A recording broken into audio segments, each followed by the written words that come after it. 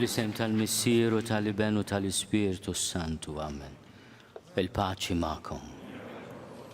Ħutijew narfu ħtijietna biex nitħejjew tajjeb għaċ-ċelebrazzjoni tal-misteri qaddisa u biex nirċievu il-barka apostolika bl-indulġenza plenarja fl-aħħar tal-Quddisa.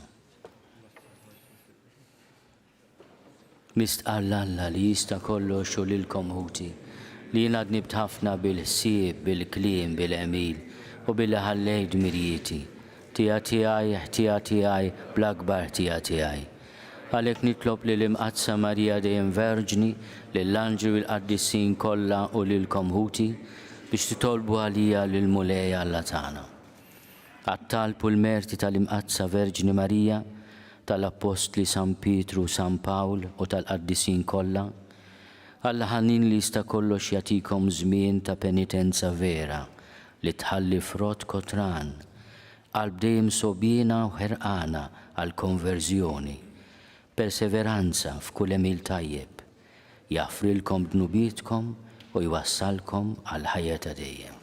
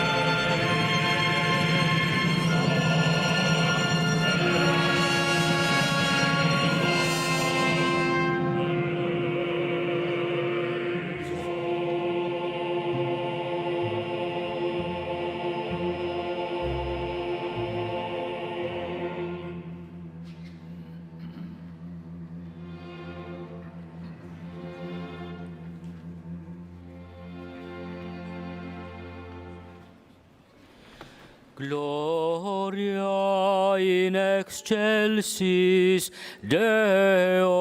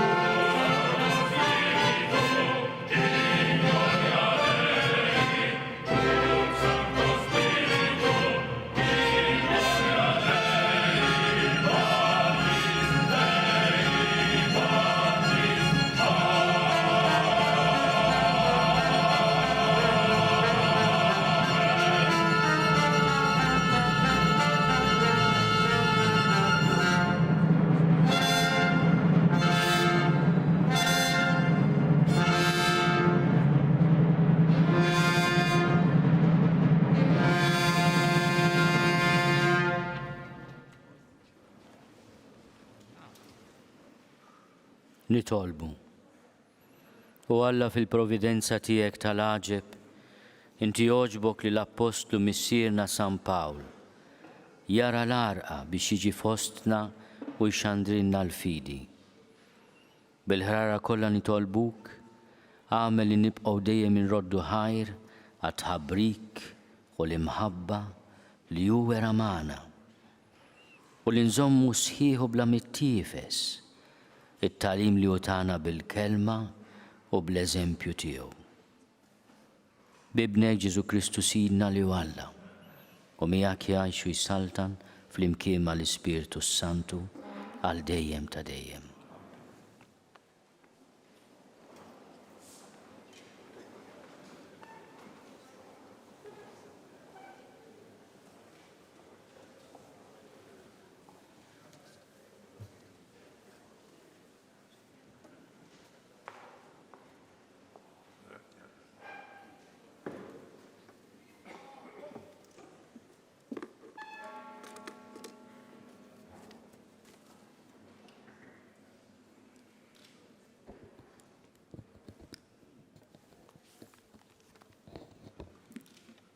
Qari mill-ktieb tal-Erf.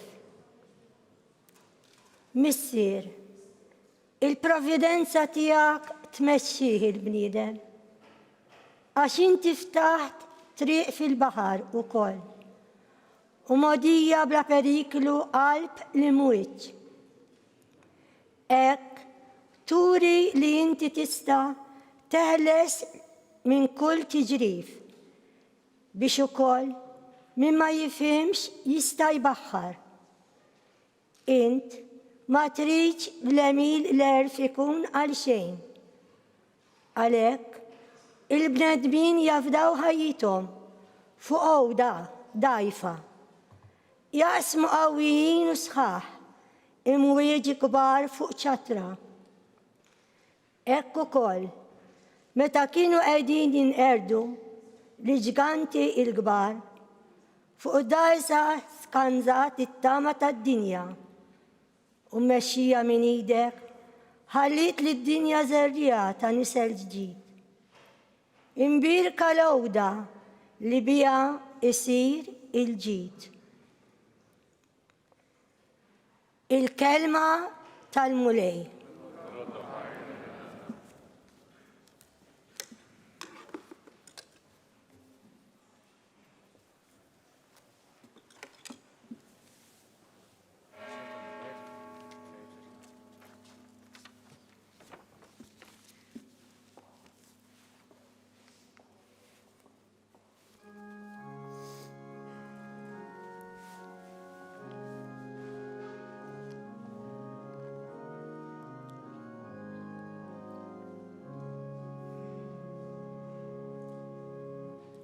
Ħajroddu ħajr lil-mulej,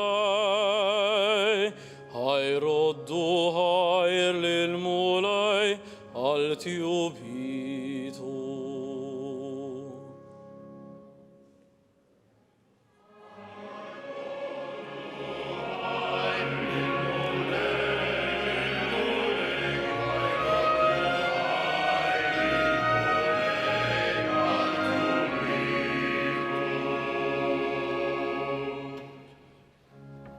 ħajroddu ħajr lil-mulej għal tjubitu għal ġubiet tiegħu mal-bnedmin u joffrulu sagrifiċċju ta' ratti l-ħajr u jxandru l-mejjel tiegħu bana ferri.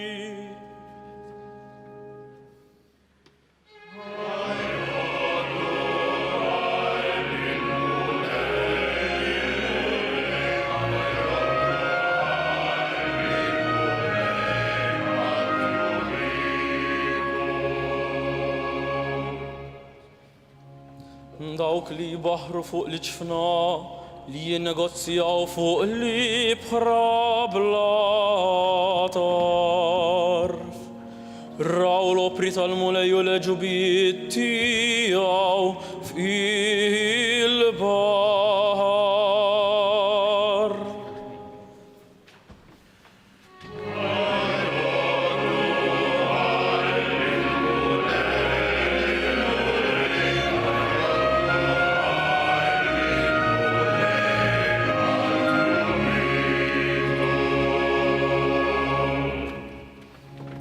Ordna u għajjem rifnu li għanqali mwiċi l-bahar.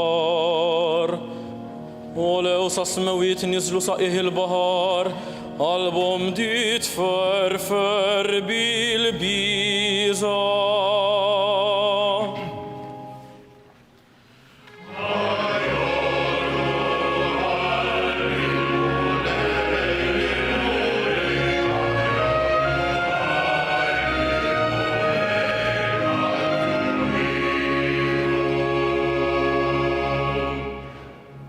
Bdew jitbandlu jixxenglu bħal nies fis-sakra u s-sena tagħhom xejn ma switilhom. Ħajtu lil-mulej flem tagħhom u min dwejjaq tagħhom ħelishom.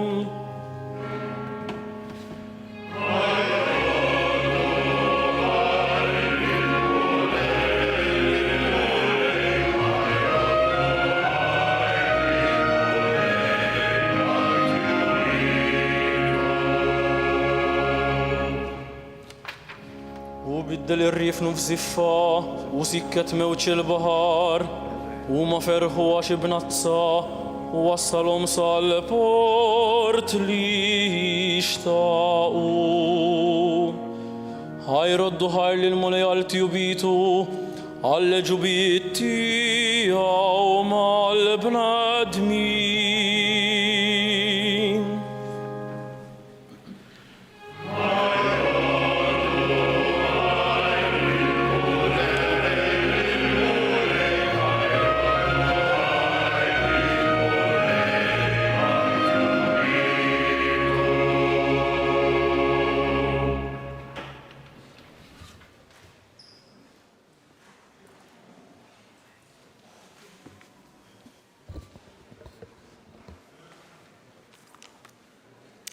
Qari mill-Atti tal-Apostli. B'ġirja waħda għaddejna taħt ir-rieħ ta' daqsxejn ta' gżira jisimha Kawda. Bilkemm stajna nżommu d-dajsa warajna u għalhekk tellawha mill-baħar. Imbagħad qabdu l-armar u rabtu l-ġifen dawra mejt biċ-ċimi. Niżlu l-qluħ għax beżgħu li ninkaljaw fuq is-sirti. U hekk ħallejna l-mowġ ġorna miegħu. L-għada t-tempesta ħabtitna ħafna. Bdew iwadbu t-tabija l-baħar. U fit-tielet jum irmaw it-tamir tal-ġifen bidejhom stess. Għal ħafna jiem la deret xemx u lanqas kwiekeb, it-tempesta li qabditna ma kienitx ħafifa, hekk illi fl-aħħar tlifna kull tama li nsalvaw. In-nies kienu ilhom ħafna ma jieħdu xi ħaġa biex jitrejqu. Pawlu waqaf nofshom u qalilhom: ħbieb, kien imiskom smajtu minni u ma tlaqtux minn Kreta. Kontu teħilsu minn din il-ħsara u dan it-telf. Imissa nwissikom biex tagħmlu l-qalb għax ħadd minnkom mhu se jitlef ħajtu, il-ġifen biss jintilef. Għax dal-lejl der li anġlu ta' dak Alla li tiegħu jien u li lilu nqim u qalli tibżax Pawlu. Jeħtieġ li inti tidher quddiem ċesri, ara, Alla tak il-grazzja li dawk kollha li qegħdin jivvjaġġaw miegħek isalvaw. Mela qawwu qalbkom ħbieb, jien nemmen f'Alla li jekk isir, sewwa sew kif ħabbarli. Jeħtieġ iżda li naħbtu ma' gżira. Meta wasal l-14 il-lejl, konna ninsabu mitfuqajn lawnu lem fil-baħar ta' Adria. Għal-ħabta ta' nofs il-lejl, il-baħrin ħassew li konna resqin qrib xi art. Skandaljaw il-fond tal-baħar u sabu 20 qama. Imxejna ftit ieħor il-qudiem, reġgħu skandaljaw u sabu 15. Huma beżaw li x'imkien konna se naħbtu ma' xi skoll u għalhekk niżlu 4 ankri mill-poppa. Ix-xoqqa tagħhom kienet li ma jdumx ma jisbaħ. Il-baħrin bdew ifittxu li jaħarbu mill-ġifen u niżlu dajsa l-baħar bħalli kieku biex idendlu xi ankri mill-pruwa. Iżda Pawlu qal liċ-ċenturjun lis-soldati jekk dawn ma jibqgħux fuq il-ġifen, intom ma tistgħux issalvaw. Imbagħad is-soldati qaċtu l-ħbula tad-dajsa u ħalluha tmur għall-rieħa. Meta sar il-ħin biex jisbaħ, Pawlu qabad jagħmel il-qalb lil kulħadd biex jitrejqu b'xi ħaġa u qalilhom issa ġajilkom 14-il ġurnata tistennew sajmin u ma dduqu xejn. Għalhekk għamlu l-qalb u trejqu b'xi ħaġa tal-ikel. Dan jiswilkom għal saħħitkom, għax ħadd minnkom mhu se jitlef xara waħda minn rasu. Kif qal dan, qabad il-ħobs, ratt il-ħajr lill-Alla quddiem kulħadd, qasam u beda jiekol. Imbagħad kulħadd tagħmel il-qalb u ħadu xi ħaġa tal-ikel huma wkoll. Konna b'kollox 276 ruħ fuq il-ġifen. Wara li xebgħu bdew iħeffu l-ġifen u jwadbu l-qamħ il-baħar. X'in imbagħad sebaħ l-art ma rfuwiex, lemħu biss bajja biex tajta fiha u qatawha li jekk jista' jkun jitfgħu il-ġifen fuqha. Irħu l-ankri u telquhom il-baħar u ħallew ukoll l-irbit tat-tmun. Imbagħad tellgħu il-qala żgħira ta' quddiem għar-riħ u rħowla lejn ix-xtajta. Iżda ħbatna ma' sikka bejn żewġ kurrenti u l-baħrin waħlu l-ġifen fuqha. Il-pruwa baqgħet imwaħħla sew fil-post u ma tħarkitx iżjed, imma l-poppa bdiet titfarrak bil-qilla tal-mewġ. Is-soldati riedu kieku joqtlu l-priġunieri li ma jmurx jaħrab xi ħadd minnhom bil-hawn, iżda ċ-ċenturjun li ried isalva lil Pawlu ma ħalliex il-ħsieb tagħhom iseħħ. Li dawk li kienu jafu jowmu ordnalhom jintefgħu huma l-ewwel il-baħar u jmorru l-art. Lill-oħrajn ordnalhom jilħqu x-xatt minn fuq it-twavel u minn fuq bċejjeġ imkissra tal-ġifen. U hekk kulħadd qabad l-art qawwi u sħiħ. Meta ħlisna mill-għarqa, sirna nafu li l-gżira kien jisimha Malta. In-nies tagħha ġibu ruħhom magħna beħlowa li ma bħala. Laqgħuna tajjeb lilna lkoll u qabdulna ħuġġieġa għax kienet bdiet niżla x-xita u kien il-bart. Mela Pawlu qabda skuk nixfa u tefaħħom fin-nar. Fit-skuk kien hemm lifa li malli ħasset isħana ħarġet u qabdet majid Pawlu. In-nies tal-gżira kif raw il-lifa mdendla ma jidu bdew jgħidu wieħed lill-ieħor dan ir-raġel żgur xi qattil għax qatt li ħelisa mill-baħar, il-ġustizzja ma ħallitux jgħix. Imma hu farfar il-lifa ġo n-nar u ma ġralu xejn. Huma stennew li se jarawh jintefaħ jew jaqa' jmut f'daqqa. Wara li damu jistennew ħafna u raw li ma ġralu ebda deni, bidlu l-ħsieb u bdew jgħidu li kien xi Alla. F'dawk l-inħawi kien hemm loqsma tal-prinċep tal-gżira li kien jismu Publiu. Dan laqana u bil-qalb kollha u żammna għandu 3 ijiem. Missier Publiu nserta mixħud marit bid-deni u d-disenterija. Pawlu daħal ħdejh, għamel talba, qiegħed idejh fuqu u fejqu. Wara dan imbagħad bdew ukoll jersqu għandu l-morda l-oħra tal-gżira u hu fejjaqhom. U rewna ġieħ kbir u meta ġejna biex nitilqu qabbew fuq il-ġifen kull ma konna neħtieġu. Il-kelma tal-mulej.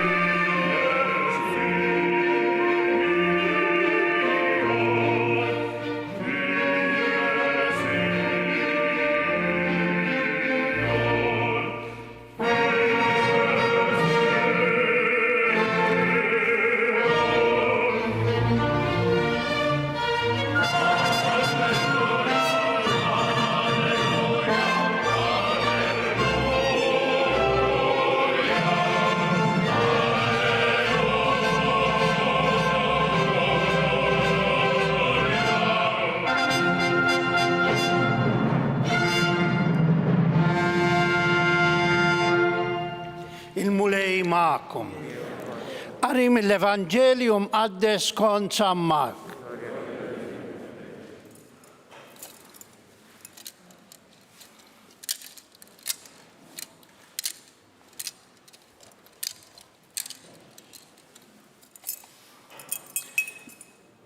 Ġesu qal lil-11 morru fid-dinja kollha, xandru l-Evanġelju lil ħolqien kollu. Min jemmen u jitammet isalva, iżda min ma jemmenx ikun ikkundannat.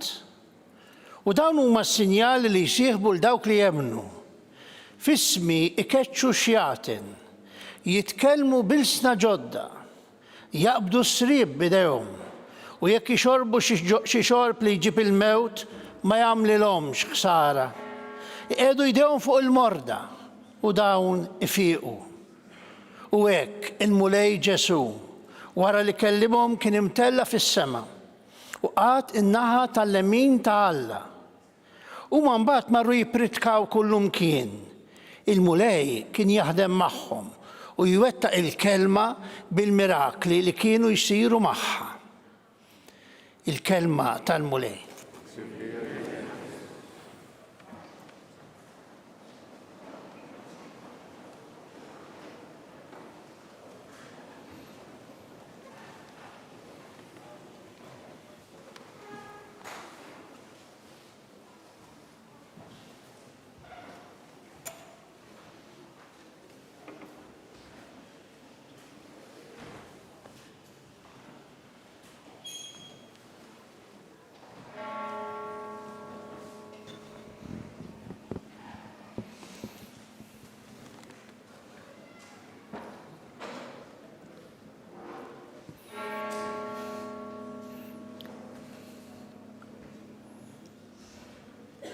Fit-talba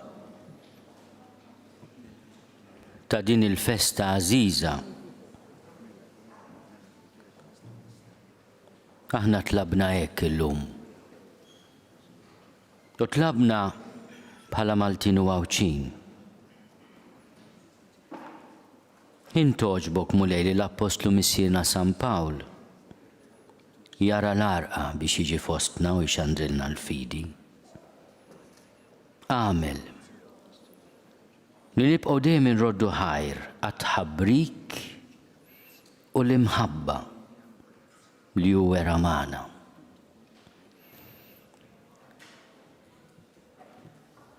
Fir-riflessjoni tiegħi din is-sena nixtieq nieqfu ftit fuq din il-frażi. L-imħabba li Pawlu wera magħna. Għaliex għan kbir ta' din il-festa tant għażiża lina hija proprju li rroddu ħajr lill-Alla tal-imħabba li wera magħna Pawlu ta' Tarsu. U x'imħabba hija din? Ejjew naraw ħabsi imterter bil-bart, għaliex l-atti tal-Apostli għadna kemm smajna jgħidu kienet qed tagħmel ix-xita u kien il-bart. Ovvjament jinnota il-laqgħa ta' dan il-poplu li quddiem 276 nawfragi jagħmlu ħuġġieġa.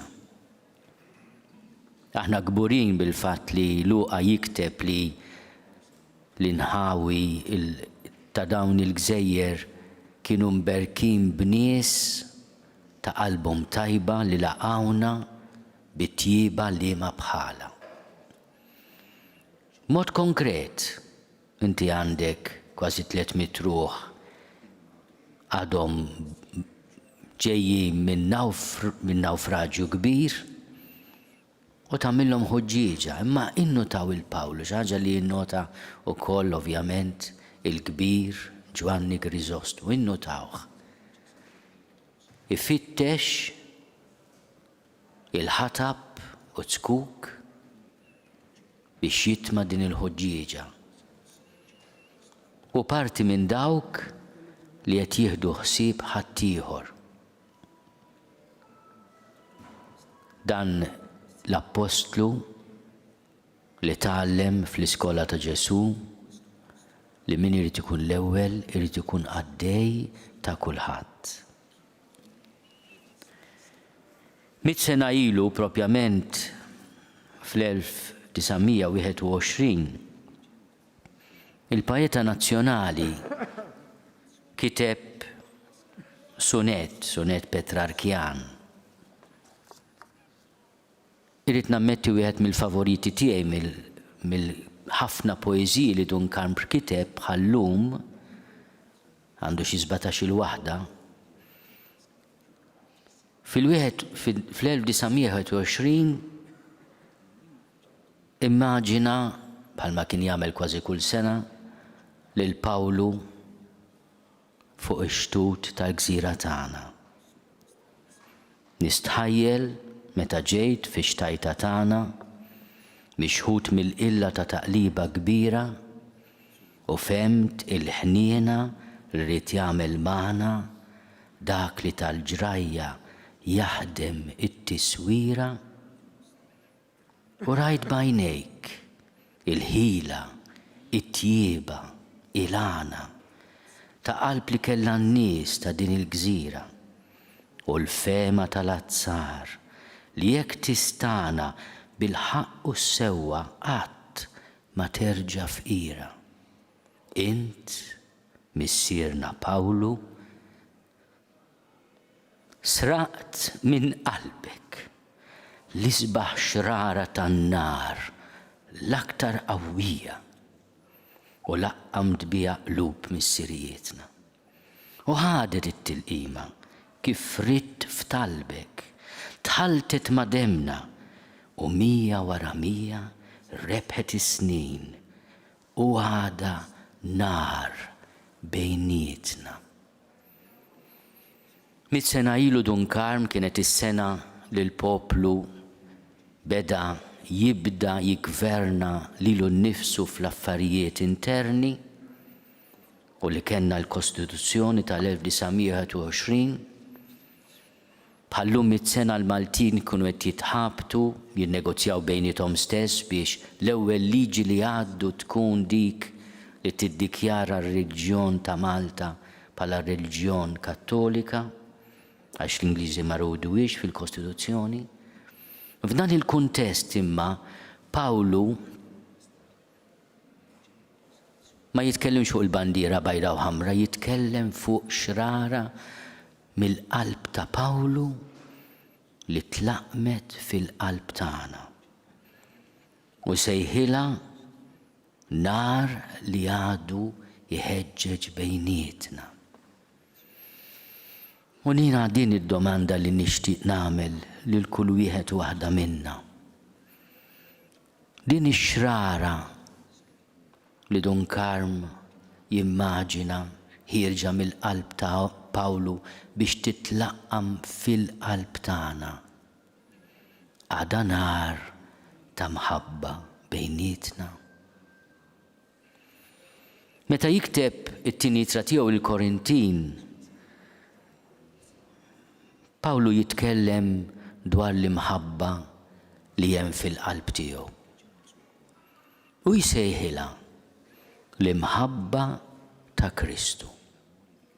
L-imħabba ta' Kristu iġġelna naħsbu dan. Li wieħed Kristu, Ġesu Kristu, miet għal kulħadd, mela kulħadd miet. U miet għal kulħadd biex dawk li jgħixu ma jgħixux għalihom infushom, imma għal dak li miet u rxoxta għalihom. U jitkellem dwar qadi, ministeru, servizz li hu jsejjaħlu is-servizz tal-ħbiberija. U minn fejn dan ġej dan is-servizz ta' ħbiberija li jħoss fil-qalb tiegħu l-Apostlu missierna? Ġej mill-laqgħa tiegħu ma' Ġesu. Meta wieħed jingħaqad ma' Kristu jgħid, isir ħolqien ġdid Il-qadim għadda u daħal il-ġdid. Kollox ġej minn Alla li ħabbibna miegħu permezz ta' Kristu u tagħna il-ministeru ta' din il-ħbiberija tal-bnedmin ma' Alla. U jinsisti fuq dan il-misteru kbir li huwa wkoll ministeru ta' ħbiberija. Donu qed jgħidilna tridu tassew tħobbu l-xulxin. Ibdew irringrazzjaw il-Alla ta' kemm iħobbkom. Ħobbu lilkom infuskom.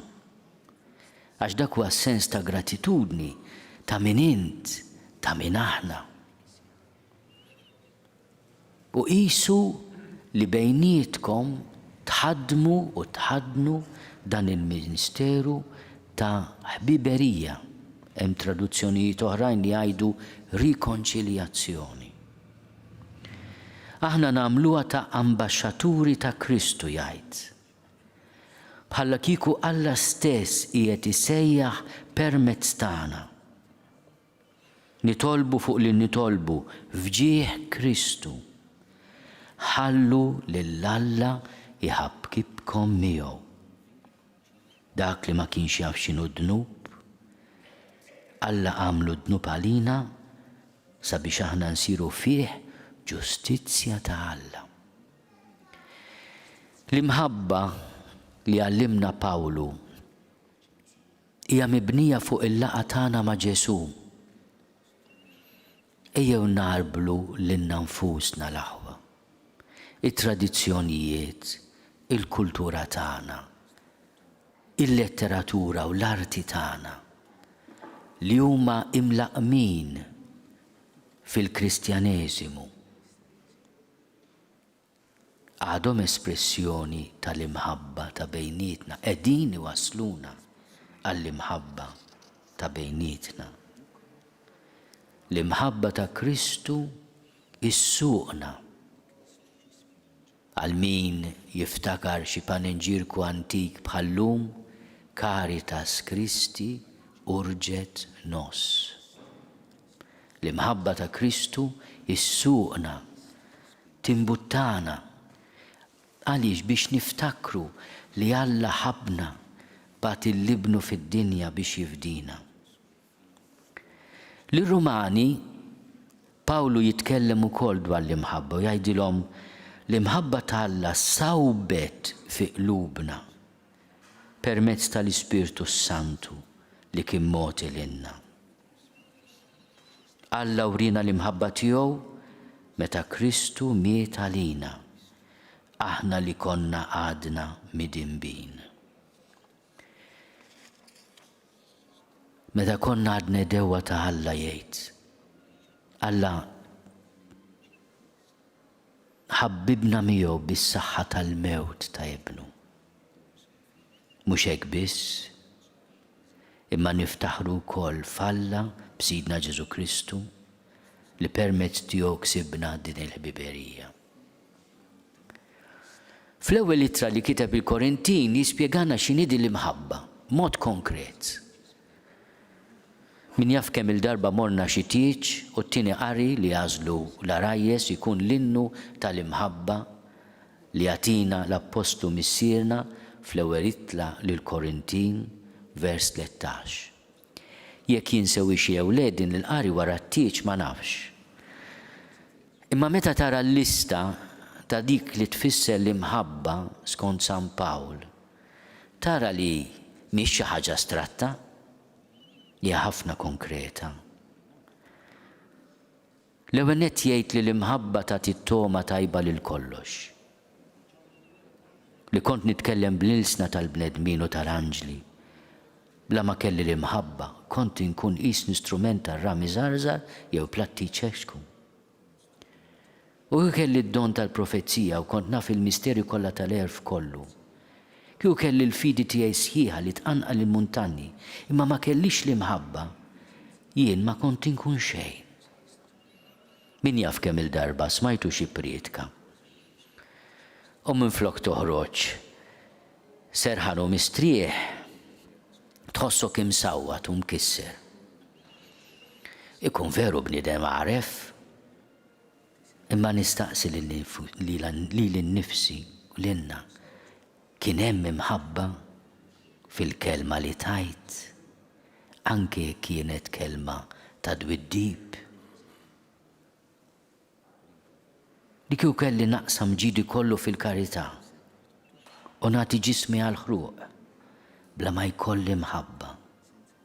Xejn ma jkun jiswili ta' ġid, xejn ma jkun jiswili ta' ġid. Hija l-imħabba li tagħti toma lil-ħajja.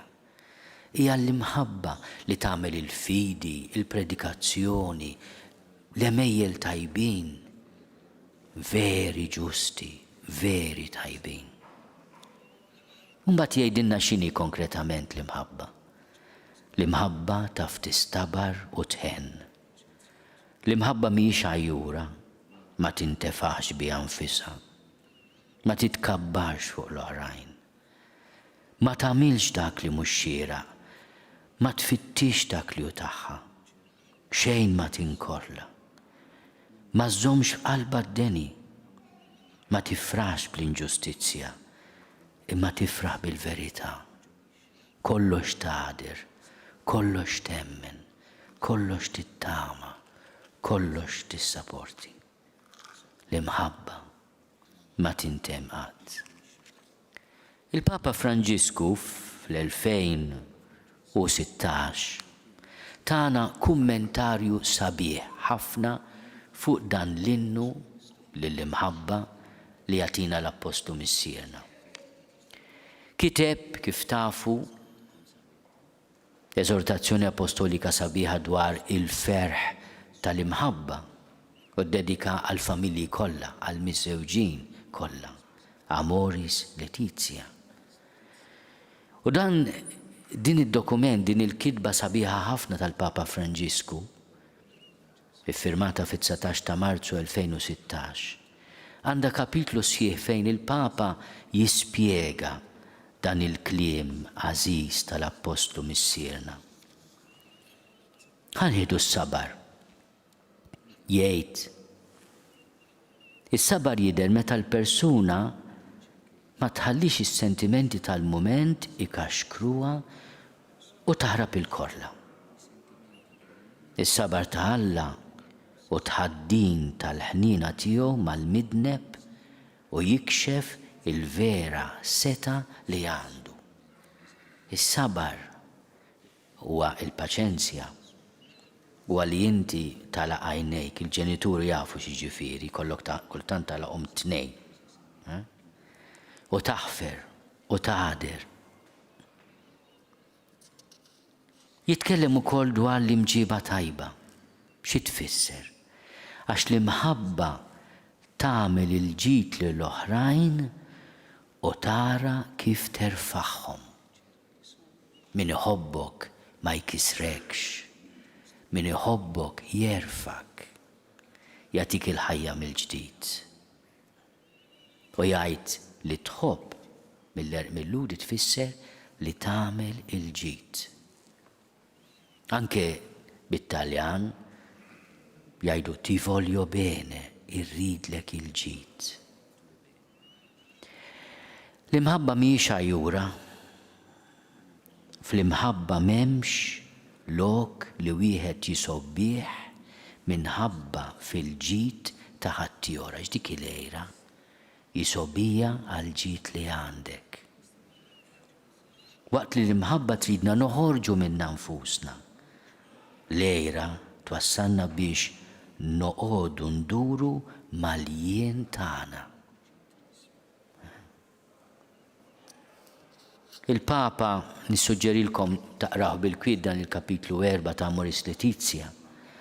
Il-Papa jitkellem bl-imħabba li ma tintefaħx biha nfisha, ma titkabbarx. Għax dak ikun meta wieħed moħħu biex juri li hu superjuri, biex jimpressjona lill-oħrajn b'imġiba ta' min jaħseb li jaf kollox. U għalhekk isir aggressiv, imma min iħobb. Mhux biss joqgħod lura milli jpaċċraċ iż-żejjed fuq innifsu, imma fuq kollox billi hu interessat fl-oħrajn jaf fejn hu postu balla ma jippretendi li jkun hu fiċ-ċentru. Hija bil-maqlub tal-kultura l-ewwel jien, it-tieni jien, it-tielet jien u jekk jibqa' jien. L-imħabba ma tagħmilx dak li mhux xieraq. Min jaf x'naħsbu meta nisimgħu din l-espressjoni ta' San Pawl. Ma l-Papa jinsisti li dak li qed jgħid l-Apostlu mistieri huwa li l-imħabba tgħallmek iġġib ruħek ta' nies. Allura f'kull aspett. Il-korteżija jgħid hija skola ta' sensibilità u ġenerożità li titlob il-persuna li tuħsib tal-menti u s-sensi tagħha, li titgħallem tisma', titkellem u f'ċerti mumenti tiskot. Li jimxi bimħabba ħelwa, li jimxi bimħabba ħelwa, mhux stil li nisrani jista' jagħżel jew ma jagħżilx, hi parti essenzjali tal-imħabba li inti timxi b'imħabba u biħlewwa. Biex inkunu lesti għall-laqgħa vera mal-ieħor hemm bżonn ta' dik il-ħarsa ta' mħabba li tistrieħ fuqu. Dan mhux possibbli fejn hemm misal ta' pessimiżmu li aktar jiffoka fuq id-difetti u l-iżbalji ta' ħaddieħor, forsi biex jagħmel tajjeb għal dak li hemm nieqes fih. Ħarsa ta' mħabba ma tħallinix nieqfu iż-żejjed fuq il-limiti ta' ħaddieħor u hekk nistgħu naċċettawh kif inhu u nixxierku fi proġett komuni anke jekk aħna differenti. L-imħabba li timxi biħlewwa tnissel rabtiet, toss l-għaqda, toħloq xbiki ġodda ta' integrazzjoni, issejjes strutturi soċjali b'saħħithom. L-imħabba hija dik li tilliberana. Fl-imħabba hemm il-libertà. Għalhekk mhux biss ma ninalaqx fija nnifsi, imma min jiltaqa' miegħi bid-don tal-imħabba iħossu liberu li jagħti ħajtu. Għalhekk l-imħabba taf kif tmur lil hemm il-ġustizzja u tingħata kollha kemm bxejn bla ma tistenna xi ħaġa lura. Sa ma tilħaq l-ogħla mħabba li ta' min jagħti ħajtu għall-oħrajn, min jaf kemm ġenituri jgħixuha din il-kelma. U aħna ma nafux bihom, il-mulej jaf bihom. Min jaf kemm ommijiet qalbhom maqsuma minħabba liedhom, min jaf kemm missirijiet inkwetati minħabba il-futur tax-xogħol tagħhom qed jagħtu ħajjithom kull jum. Hawnhekk għandi qudiemi nies li qed jagħtu ħajjithom fil-qadi tas-soċjetà. U nieħu l-opportunità biex insellimlek, Aziz President ta' Malta, lilek Prim Ministru, lilek ukoll President tal-Parlament Ewropew, il-Prim Imħalli fil-kap tal-Oppożizzjoni, il-Ministri, tant personalitajiet distinti. Il-mistoqsija li nagħmlu llum aħna unoxew u nirringrazzjaw l-Alla ta' xrara li l-mulej poġġa f'qalbna permezz tal-Apostlu missierna. Hija din hija xrara ta' mħabba ta' bejnietna. Qegħdin inkebsuha jew nonfħula biex tintefa' kemm jista' jkun malajr. L-imħabba taħfer. Mhix li tinsa l-inġustizzja jew ma tfittix il-ġustizzja. Imma l-imħabba twassal lil maħfra tkun għas-servizz tal-verità. Illum nafu li biex tista' taħfer trid tgħaddi mill-esperjenza ħelliesa li tifhem u taħfer lilek innifsek. Kemm drabi l-iżbalji tagħna jew il-ħarsa kritika tal-persuna li nħobbu wasluna biex tlifna l-imħabba tagħna nfusna. Dan fl-aħħar mill-aħħar wassalna biex inżommu lura billi nidħlu f'relazzjonijiet mal-oħrajn. Naħarbu mill-imħabba u nimtlew bil-biża fir-relazzjonijiet ta' bejnietna. Għalhekk donna nistrieħu meta nixħtu l-tija fuq l-oħrajn, imma nkunu nitqarqu. Jeħtieġ nitolbu fuq l-istorja tagħna, naċċertaw lilna nfusna, narfu ngħixu bil-limiti tagħna u anke naħfru lilna nfusna biex hekk nistgħu nimxu b'din l-istess imġieba mal-oħrajn. Imma qabel dan jitlob l-esperjenza li niġu maħfura minn Alla, iġġustifikati b'xejn u mingħajr ebda mertu tagħna.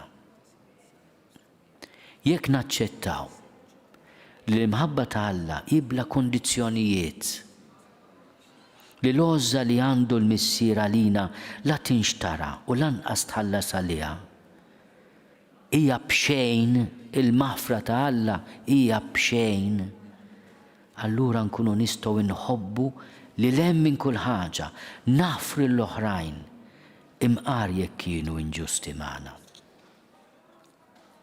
L-imħabba tifraħ mal-oħrajn. Għaliex l-imħabba titedna mhux biss bit-tajjeb ta' dak li jkun, imma bit-tajjeb ta' kulħadd.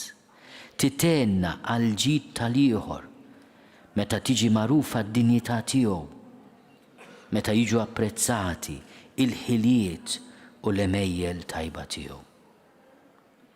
Kollox temmen, kollox tagħder, kollox tittama, kollox tissapporti. Xi tfisser kollox tagħder? Dan it-twemmin għandu x'jaqsam mal-użu tal-ilsien jista' jfisser inżommu siekta dwar in-negattiv li jista' jkun hemm fil-persuna l-oħra. Jimplika nillimitaw il-ġudizzju tagħna, inrażnu l-inklinazzjoni tagħna li nikkundannaw b'mod jibes u bl-ħniena.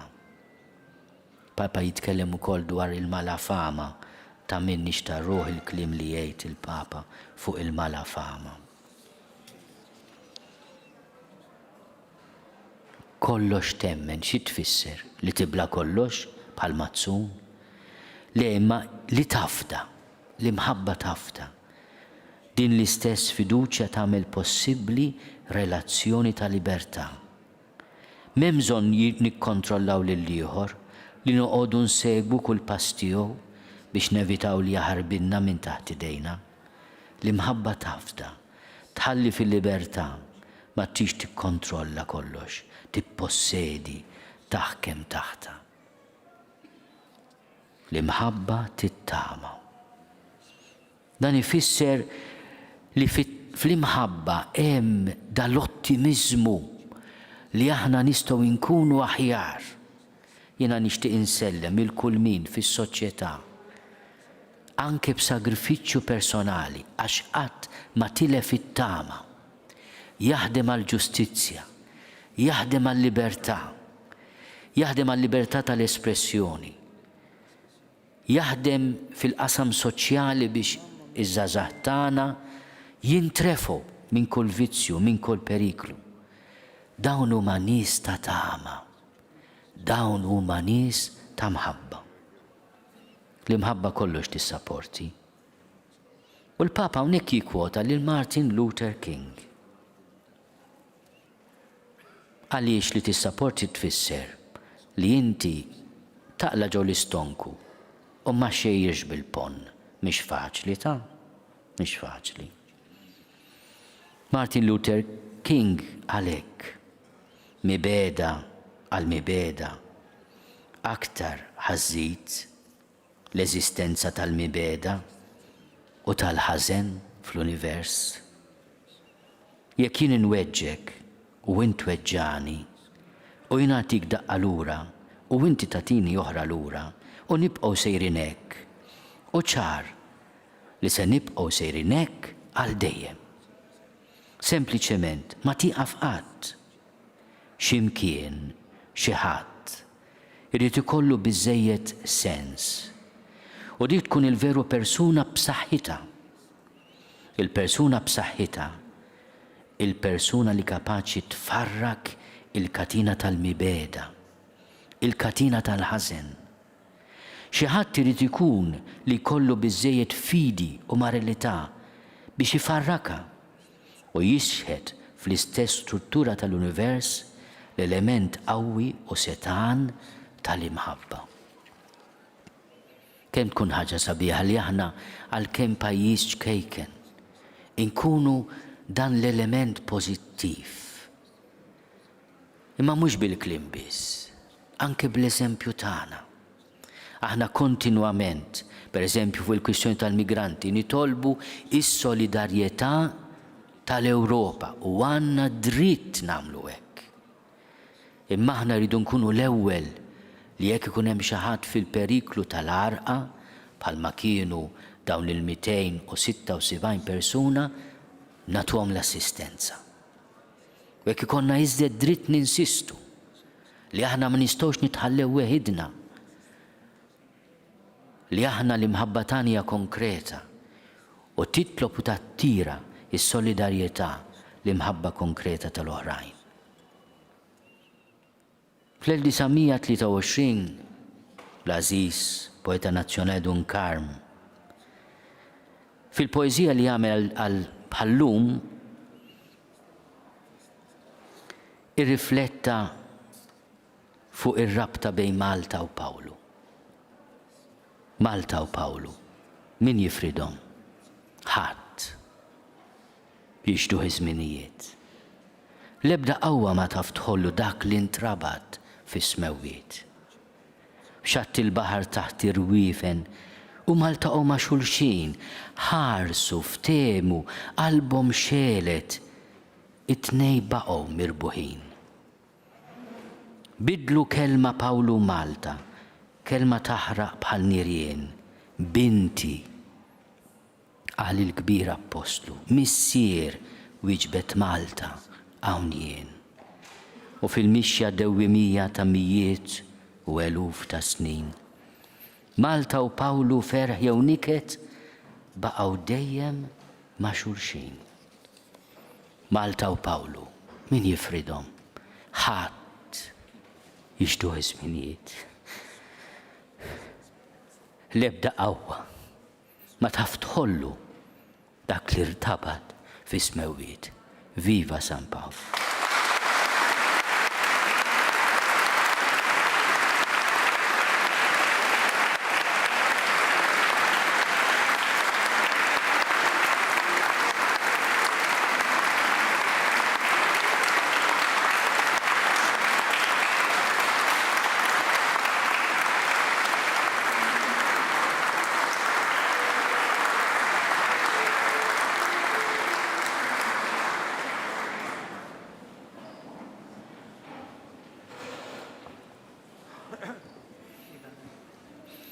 Jiena nemmen falla wieħed il-missier li jista' kollox li ħalaq is-sema u l-art, dak kollu li jidher u dak li ma jidirx.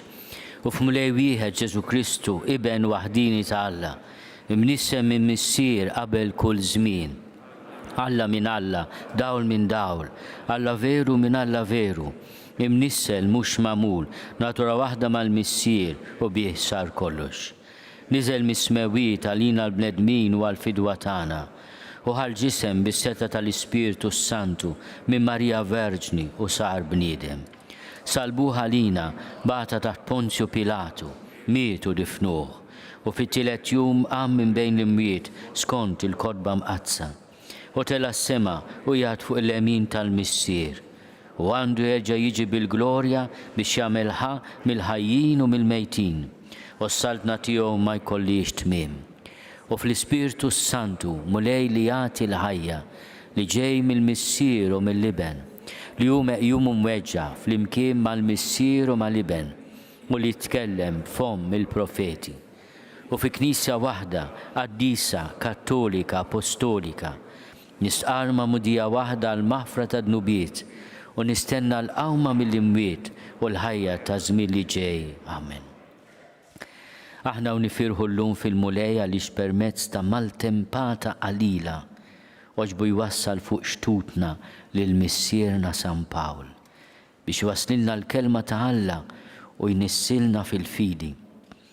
Nitolbuh bil-ħerqa kollha biex il-bxara tajba tiegħu tasar satlu fl-art kollha. Missier saħħaħu qaddes lill-Qudusija tiegħu l-Papa Franġisku, lill-Arċisqof tagħna Charles u lill-isqfijiet kollha biex bħal San Pawl missierna b'fedeltà sħiħa jibqgħu ixandru l-kelma tiegħek bla biża' lid-dinja kollha. Nitolbu. Ismana nitolbuk mulej. Missier dawwa l-biddija tad-dawl tiegħek lill-Knisja biex twassal bla mittiefes it-tagħlim li waslilna ibnek lill-bnedmin kollha. Nitolbu. Ismana nitolbuk mulej. Missier għamel li l-ġnus kollha tad-dinja jilqgħu bil-ferħ il-kelma tiegħek kif imliet bil-ferħ lilna lil qajnija mingħand missierna San Pawl. Nitolbu. Ismana nitolbuk mulej. Missier birek il-familji kollha tagħna biex jissaħħu dejjem iżjed fuq it-tagħlim tal-Apostli. Nitolbu.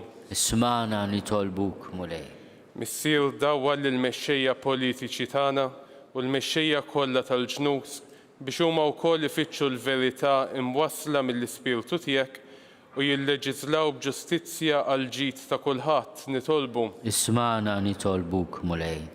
Missier għejn lil dawk li m'għadhomx jipprattikaw il-fidi tagħhom biex iduqu l-ħlowa tal-fiduċja fik u jerġgħu lura fi ħdanek. Nitolbu. Ismana nitolbuk mulej. Missier qawwina bil-grazzja tiegħek biex inkunu dejjem xhieda tal-Evanġelu fid-dinja bil-ħniena u bl-imħabba ma' kulħadd minkejja t-tiġrib li niltaqgħu miegħu. Nitolbu. Ismana nitolbuk mulej. Missier fġieħ il-ħidma u tħabbrik fostna ta' San Pawl. Għatina li ma niċħdu qatt il-fidi, ngħixuha kif tixtieqna inti u ngħadduha bla mittiefsa lil uliedna. Bi Kristu Sidna.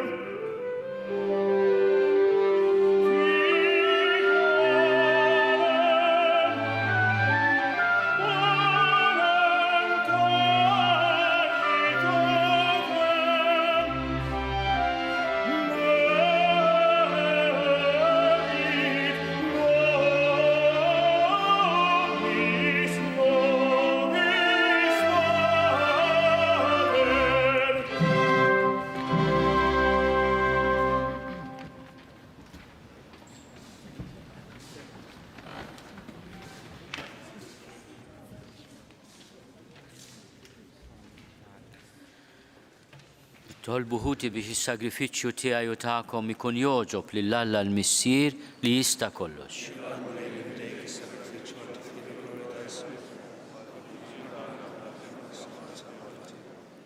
Il-qamulej l-offerta li qegħdin nagħmlulek brat il-ħajr għal bosta u bosta ġid li jintfawwart fuqna bil-miġja tal-Apostlu Missierna San Pawl f'din il-gżira u għamel li naqdu dejjem lil-kobor tiegħek bil-qalb u b'kull ħajr bi Kristu Sidna. Il-mulej magħkom. Nerfgħu qlubna l fuq. Niżuħaj lill-mulej Alla tagħna. Sewwa xieraq tas-sew mulej Missier Qaddis, tajjeb u taġid tas-salvazzjoni tagħna li dejjem u kullimkien irrodulek ħajr bi Kristu Sidna. Fil-providenza tiegħek tal-għaġeb intrid li l-Apostlu tiegħek Pawlu jeħles minn tempesta qalila u jasal f'din il-gżira.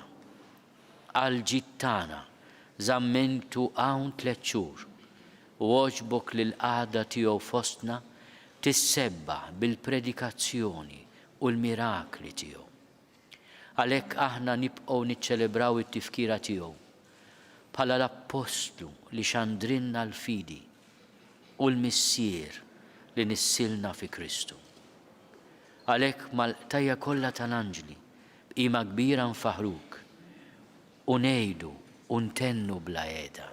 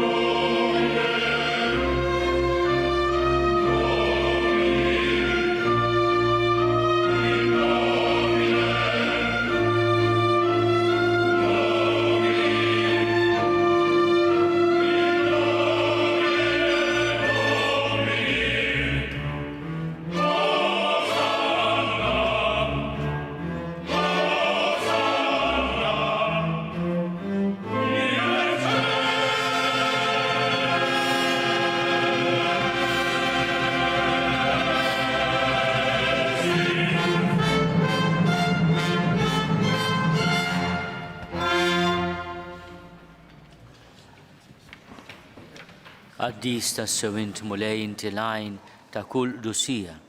Qaddes għalhekk nitolbuk dawn l-offerti bil-barka tal-Ispirtu tiegħek biex isiru għalina l-ġisem u d-dem ta' Sidna Ġesu Kristu li meta kien se jingħata biex bin rajħi bati ħal ħobs, ratti l-ħajr, qasam, tali d-disċipli tiegħu u qal, ħudu u kulu l-koll minn dan, għax dan huwa ġismi li jingħata għalikom.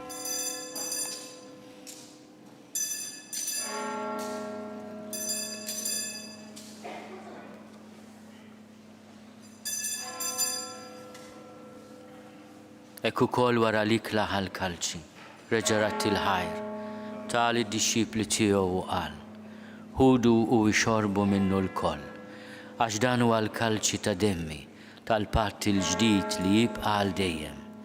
Id-demm li jxerret għalikom u għal-bnedmin kollha għal maħfra ta' dnubiet. Għamlu dan b'tifkira tiegħi.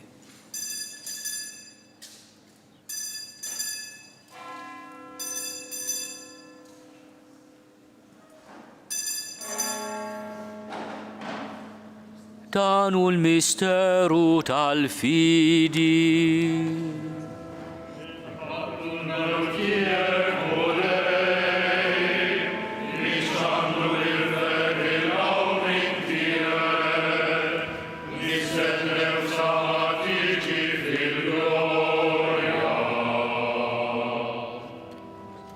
Għalhekk aħna u nagħmlu dan tifkira tal-mewt u l-qawmin ta' Sidna Ġesu Kristu.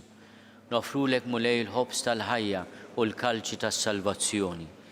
U rodulek ħajr għax roġbok tilqana hawn qudiemek biex naqduk. U miċ-ċokontana nitolbu li l-Ispirtu Santu jaqadna f'ġisem wieħed lilna li nieħdu sem mill-ġisem u d-dem ta' Kristu. Ftakar mulej fil-Knisja tiegħek imxerda mad-dinja kollha u etaqaf l-imħabba fl-imkien mal-Papa Franġisku miegħi għaddej tiegħek mingħajr ma jistħoqli. Mal-isqof Joseph li qed jgħinni, mal-isqof Anton, mal-isqof Alessandro li kjonċebra miegħi u mal-ministri tiegħek kollha. Ftakar ukoll fħutna li raqdu bit-tama tal-qawmien, ftakar fil-mejtin kollha. Daħalhom qudiemek fid-dawl tas-seb tiegħek. Ħenna lina l-koll nitolbuk, għati lilna wkoll il-wirt tal-ħajja ta' dejjem.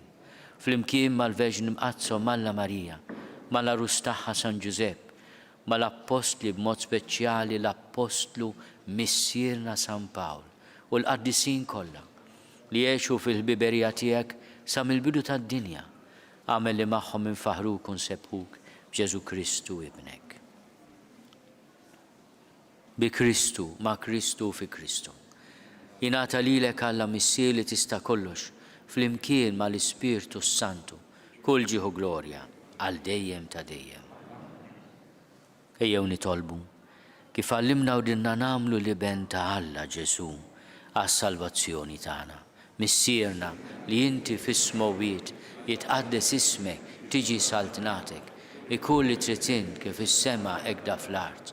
Ħobżna ta' kuljum matina llum, aħfrinna d-nubietna palma naħfru l-minu ħati għalina. La ddaħħalniex fit-tiġrib, iżda eħlisna mid-deni. Eħlisna nitolbuk mulej minn kull deni. Għatina fit-tiebu ħnina tiegħek il-paċi fi żmienna. Biex inkunu ħilsa dejjem mid-dnub u mħarsa minn kull inkwiet. Aħna u nistennew u nittamaw il-għena u l-miġja tas-Salvatur tagħna Ġesu Kristu. Mulej Ġesu Kristu li għat lill-Apostli tiegħek. Inħallilkom is-sliem, natikom is-sliem tiegħi. La tħares lejn nubietna, iżda ħares lejn il-fidi tal-Knisja tiegħek. Għatija slimu laqda li jintrid fiha int li tgħixu s-saltan għal dejjem ta' dejjem. Il-paċi tal-mulej tkun dejjem magħkom. Għatu l-paċi lil xulxin.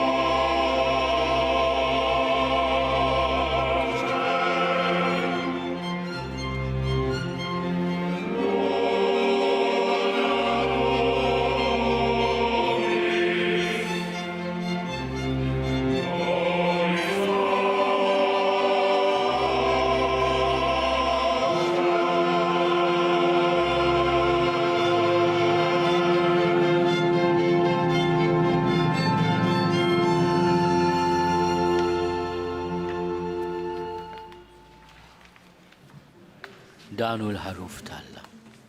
Danu li neħid nubit tad-dinja. Ħenin dawk li huma mistiedna l-ikla tal-ħaruf. Mulej ma jistoqlix li tidħol taħt is-saqaf tiegħi, iżda biss kelma waħda u ruħi tkun ifeja.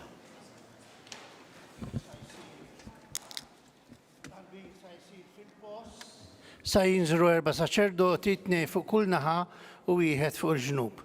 Meta jersaq saċerdot, min se jkun ħajtqarben jagħmillu sinjali jrid jitqarben. Grazzi.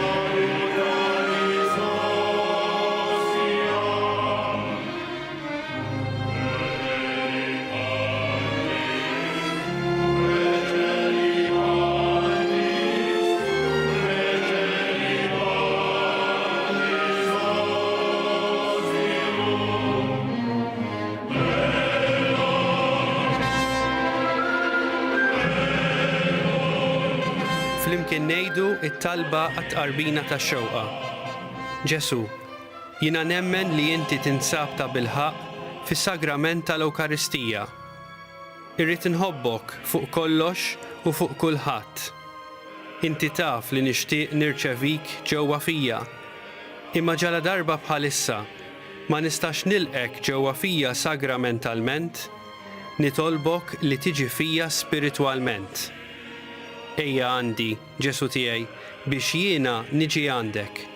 Ħeġġiġni bl-imħabba għalik, biex f'ħajti u f'mawti jiena nemmen fik, nitma' fik u nibqa' nħobbok għal dejjem.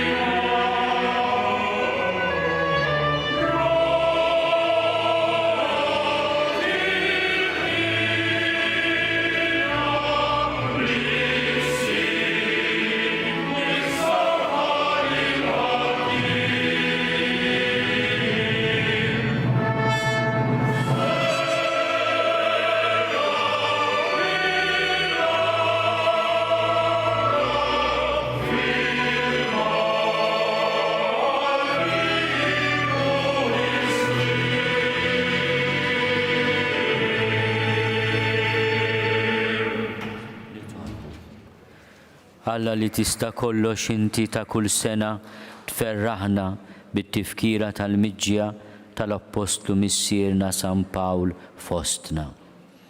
Għal-merti tiegħu għatina li bitqarbina mqazza li għamilna, nibqgħu sħaħ fil-fidi li uġabilna u nitqawwew biex namlu kull ma hu tajjeb bi Kristu Sidna.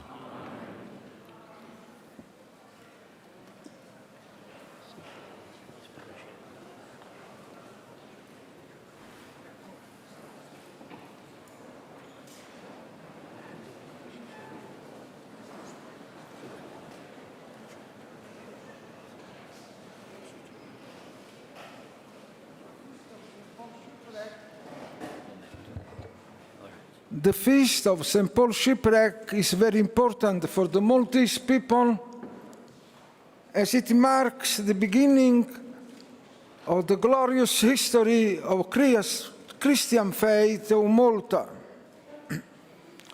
That is why the Holy Father, Pope Francis, and the superiors of the Holy See have chosen this date for the announcement of a good news which has often been talked about during the last weeks.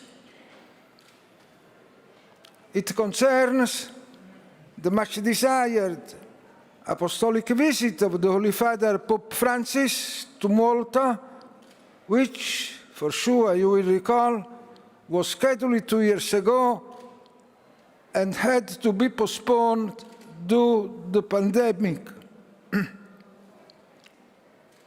And so, I have the honor to read the text of the official announcement, which is made simultaneously in Malta and in Vatican today. Accepted the invitation of the President of the Republic of Malta, of the civil authorities and the Catholic Church of the country, His Holiness Pope Francis will make an apostolic journey to Malta from the 2nd to 3rd of April 2022.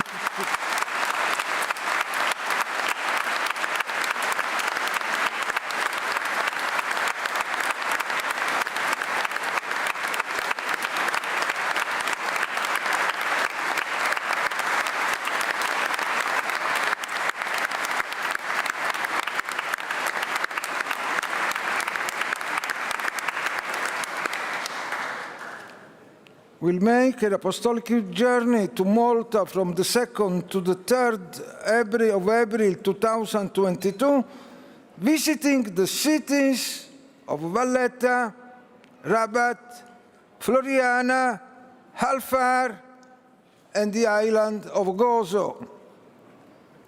The program and the further details of the journey will be announced shortly. This is the official announcement. Congratulations then, first of all, to Archbishop Charles Cicluna, President of the Episcopal Conference, to the bishops, to the Maltese bishops, Bishop Anthony Teuma and Bishop Joseph Galea Curmi, and also to Cardinal Mario Grech, Secretary General of the Synod of Bishops, who have worked hard for the realization of this great desire of the Maltese people. I have been instructed also to add, in the name of the Holy See and of the Holy Father, a word of deep gratitude to the President of the Republic, His Excellency Dr. George Vella,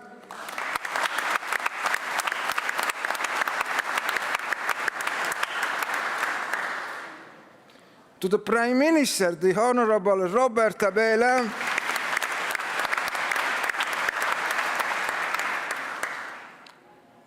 and to the Maltese authorities for the exemplary availability they have shown also on this occasion.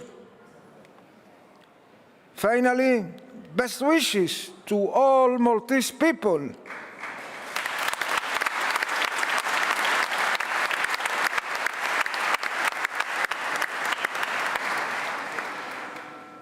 best wishes for a good preparation of this event.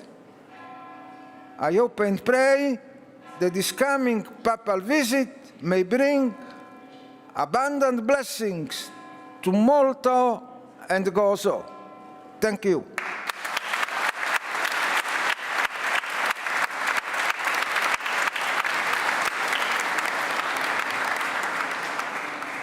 Congratulazioni, cara eccellenza. Ecco, abbiamo lavorato, mamma mia.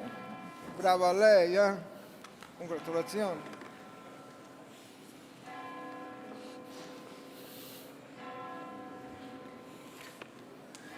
Eccellenza Monsignor Derrico, voglia accettare un piccolo dono da parte nostra per esprimerle il nostro affetto, specialmente al termine della sua missione a Malta.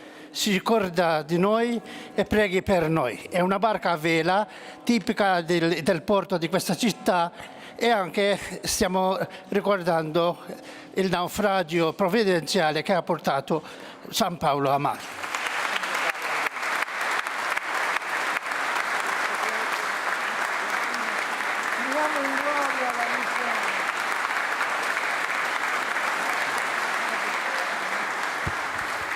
Nixtieq nagħmlu preżentazzjoni oħra, ħansejjaħ lis segretarju u President ħajpreżentaw ktieb li għadu kemm nidew tal-50 sena tal-Għaqda tal-Pawlini li flimkien mal-kapitlu hija responsabbli għall-organizzazzjoni tal-festa u li ta' dan aħna bħala kapitlu grati ħafna.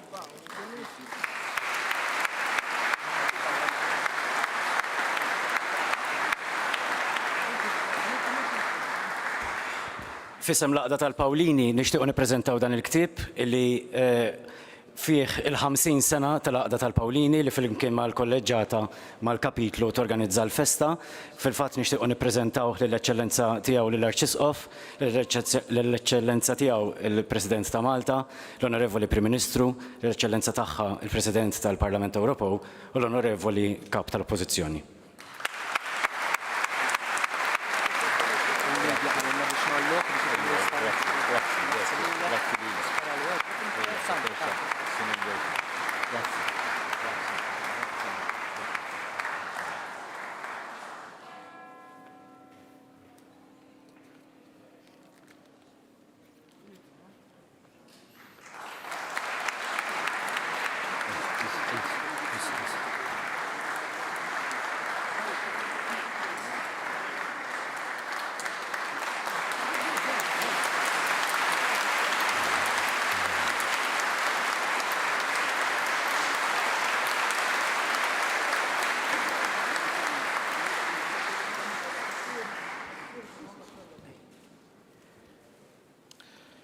Missierna fi Kristu, Charles, għal grazzja tal-law tas-sede apostolika fisem il-Papa Franġisku, jagħti lil kull min jinsab hawn li joniedem u erru tqarben il-barka apostolika bl-indulġenza plenarja. Itolbu għalhekk lill-Alla għal-Dusija tiegħu il-Papa Franġisku, għall-Arċisqof tagħna u għal-Omna l-Knisja Mqazza u fittxu li timxu dejjem f'xirka sħiħa magħha bħajja qaddisa. Il-mulej ma'kom. Il-mulej għall-ħanin li jista' kollox jagħtikom l-indulġenza u l-maħfra ta' dnubitkom, intom rawmu fikom ix-xewqa vera l-konverżjoni sinċira għal qalb dejjem niedma u għal ħajja aktar qaddisa u għal perseveranza sal-aħħar fl-emejjel tajba. Ikun imbirek isem il-mulej. L-għajnuna tagħna f'isem il-mulej. Bl-interċessjoni tal-Apposti San Pietru u San Pawl, ibek irkom Alla li jista' kollox, il-Missier u l-Iben u l-Ispirtu Santu. Morru fil-paċi ta' Kristu. Viva l-Apostlu Missierna San Pawl.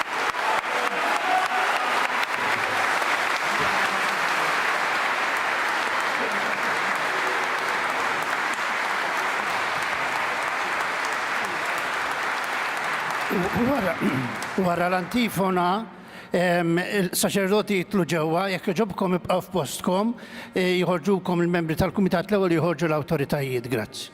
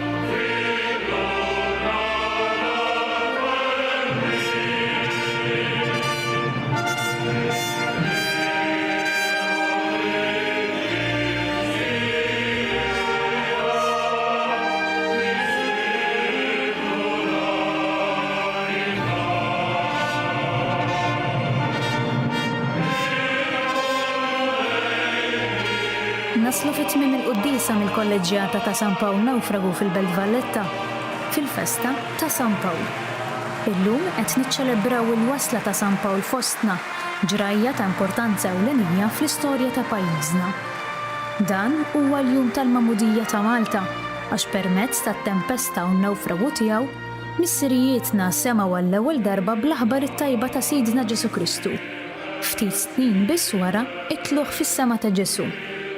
Illum, fil-festa ta' San Pawl, nitolbu lil Mulej Ġesu sabiex kif ġie fostna 2000 sena ilu permezz ta' Pawlu, jiġi mill-ġdid fil-qlub tal-Maltin, fil-ħajja tal-Knisja Maltija, fil-familji Maltin, fl-aqdiet, fost il-morda u fost kull wieħed u waħda minna. Nawguralkom il-festa tajba.